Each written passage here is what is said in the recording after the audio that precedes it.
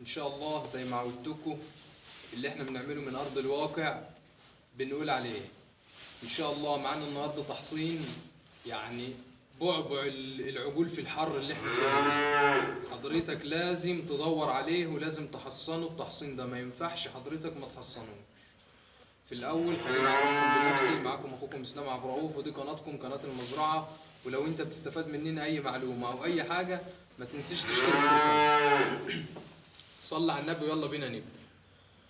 الاول، ايه هو الجلد العكدي دي؟ الجلد العكدي ده مرض فيروسي. طب مرض فيروسي بيتنقل ازاي، ولا بيجيلي ازاي، ولا بخش مزرعتي ازاي؟ انا قافل على نفسي يا عم وما بطلعش بره وعجولي ما بتطلعش بره. هل كده المرض ممكن ما يجيليش؟ لا طبعا المرض ممكن يجيلك. ليه؟ لان المرض ده في الصيف بيتنقل عن طريق الحشرات. حشرات بمعنى الناموس، بمعنى الدبان، حاجات كده بتنقله الحشرات عامة. طيب لو انا عندي عجل يا اسلام تعبان او ظهر عليه الاعراض، انا اعرف ازاي اللي العجل ده عنده جلد عقدي او مش جلد عقدي؟ طبعا اول حاجه هتلاقي العجل سخن. تاني حاجه هتلاقي العجل ما بياكلش، هتلاقي اكلته ضعيفه. هيبقى عنده التهاب في الغدد الليمفاويه. هتلاقي بقى المنظر اللي محدش يحب يشوفه، ولا انا احب اشوفه ولا حضرتك تحب اشوفه. ان شاء الله ربنا يبعده عننا وعنكم اجمعين ان شاء الله. البقع البثور اللي هي بتبقى تملى العجل ده. طبعا كلكم عارفين المنظر، العجول اللي بتبقى تعبانه بالجلد ده. طب لو جالي انا اعمل له ايه؟ هل انا في علاج اعالجه بيه او اعمله بيه؟ طبعا ما فيش علاج. طب انا بعمل ايه؟ بسيبه كده في العجل يموت؟ لا طبعا ما بسيبوش يموت.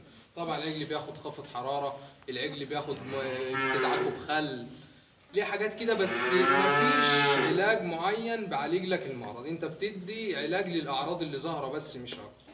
ولا العجل يعدي لا ما يعديش. فان شاء الله ايه بقى اللي يخلينا فادي نفسي طبعا من ده كله؟ طبعا اللي يخليك تفادي نفسك من ده كله تعمل من ده كله التحصين. التحصين ده امبول اهو، ده امبول لقاح الجلد العكدي، لو زي ما هو باين لحضراتكم في الكاميرا اهو. طبعا ده بحصن 10 عجول. لا ده بيتحل على 10 سنتي ميه. طب ميه عاديه من الحنفيه؟ لا طبعا، هو بيبقى جاي معاه ميه من وانت بتشتريه، هو الدكتور بيديك معاه ميه. يبقى الامبول ده بياخد 10 سنتي ميه. طب لو انا عندي 10 عجول حد كل واحد سنتي. طب لو انا عندي مثلا 7 عجول او 8 عجول حد كل واحد سنتي وارمي بيه على الارض؟ لا، العجل لو خد معاك او العجله لو خدت معاك لحد سنتي ونص او 2 سنتي مفيش مشاكل. طب هل انت دكتور عشان تقول الكلام ده؟ لا انا مش دكتور، بس طبعا انا قبل ما اعمل حاجه بستشير دكاتره، قبل ما اعمل حاجه بطبقها برضه وانفذها قبل ما بقولها لحضراتكم. فعشان بس محدش يقول انت دكتور وانت بتفتي وانت بتعمل الكلام ده كله. انا لو بفتي مش حد عجولي، لو هو هيضر مش حد حاجتي، لو حاجه حصل لها حاجه اول حاجه هتنضر حاجتي. انا ما بقولكش وما بعملش، لا ده انا بقول لك وبعمل قدام منك. طيب فدي حاجات لازم حضرتك تخلي بالك منها، ولازم حضرتك ما تستهونش بالتحصينات. التحصينات في الوقت اللي احنا فيه ده، طبعا التحصين مش رفاهية.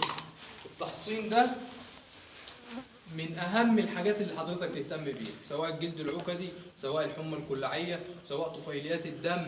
مش لازم عشان تشتغل صح تصرف فلوس كتير، مفيش الكلام ده. ممكن حضرتك تشتغل بأقل الإمكانيات بس تشتغل صح. تشتغل صح ازاي؟ تحصيناتك بميعادها. طب هل انا محصن في ميعادي؟ لا طبعا انا متاخر. المفروض قبل ما شهر 5 يجي عليك تكون انت محصن الحمى الكلاعيه والجلد العكدي قبل الصيف. طب معنى ان انا شهر 5 جه وما حصنتش اللي انا اقعد اقول خلاص كده؟ لا طبعا.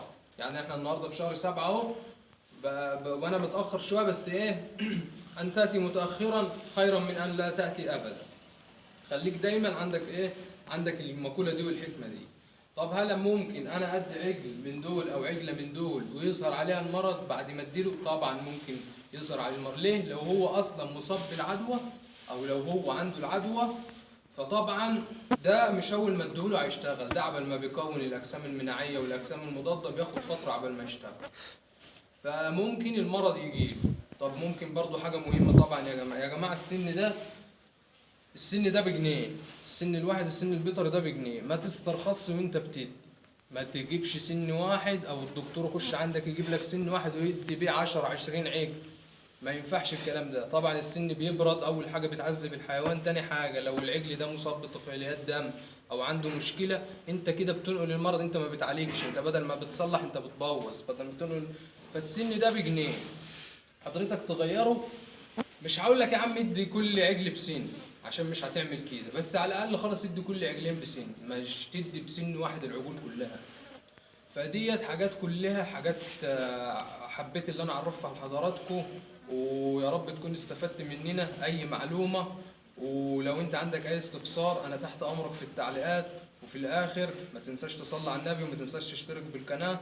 السلام عليكم ورحمة الله وبركاته.